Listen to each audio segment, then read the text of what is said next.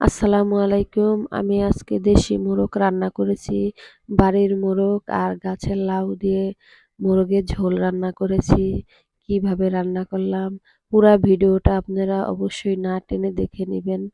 আর এরকম একটি খাবার শীতের দিনে আশা করি সবারই অনেক পছন্দের খাবার। দেখুন কতটা ভালো হয়েছে। দেখলেই মনটা ভরে যায় এরকম একটি খাবার শীতের সময়। খাবারটা অনেক পছন্দের। দেশি মোরগ বাড়ির লাউ দিয়ে রান্না করেছি। দেখুন এই যে আমার গাছে লাউ ধরেছে, আমি লাউটাকে কেটে নিয়েছি। দেখুন আমি এখন কেটে নেব। দেখুন ভিতরটা কত সুন্দর দেখতে, একদম টাটকা একটি লাউ। লাউটাকে আমি কেটে নিয়েছি। দেখুন কতটা ভালো লাগছে দেখতে। আর বাড়ির মোরগ হয়েছে আমার। মোরগটা আমি কেটে ধুয়ে পরিষ্কার করে নিয়েছি। দেখুন দেশি মোরগ গাছের লাউ দিয়ে আজকে আমি রান্না করব। এই যে লার্কির চোলা, দেখুন আমি কিভাবে রান্না করছি। প্রথম কড়াইতে তেল দিয়েছি, পেঁয়াজ দিয়েছি। পেঁয়াজটা হালকা বাদামি হয়ে গিয়েছে। দেখুন এখন আমি আদা রসুন বাটাটা দিয়ে দিব। একে একে আদা রসুন বাটা দিয়ে দিয়েছি জিরা বাটা, হলুদের গুঁড়ো, মরিচের গুঁড়ো। এখন আমি ভালোভাবে নেড়ে চেড়ে নেব। অল্প একটু পানি দিয়ে দেব মশলাটা যাতে কষে যায়। লবণ দিয়েছি।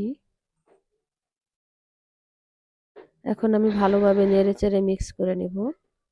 কষিয়ে গিয়েছে মশলাটা। এখন আমি মোরগটাকে দিয়ে দিলাম। দেখুন দেশি মোরগ আমি রান্না করছি আজকে, বাড়ির মোরগ গাছের লাউ। আশা করি ভিডিওটা অবশ্যই আপনাদের অনেক ভালো লাগবে। দারচিনি দিয়েছি।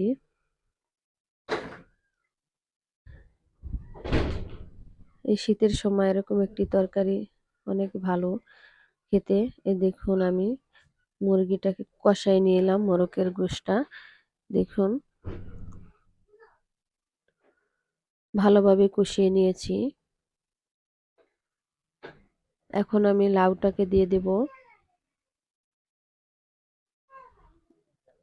লাউটাকে দিয়ে আমি ভালোভাবে নেড়েচেড়ে মিক্স করে নেব।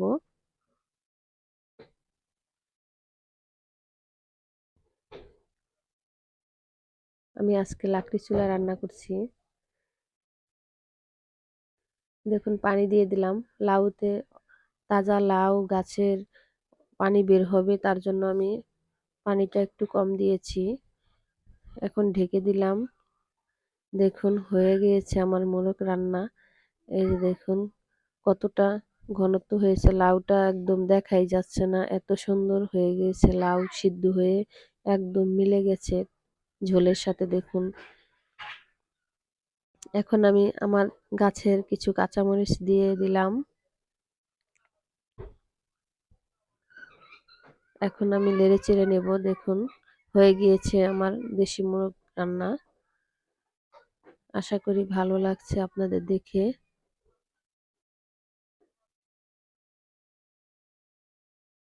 দেখুন কতটা সুন্দর হয়েছে। দেখুন আমি পরিবেশন করছি। আশা করছি আমার রান্নাটা আপনাদের পছন্দ হয়েছে। আর যদি ভালো লেগে থাকে অবশ্যই আমার চ্যানেলটাকে সাবস্ক্রাইব করবেন। আর ভালো থাকবেন। আল্লাহ হাফেজ।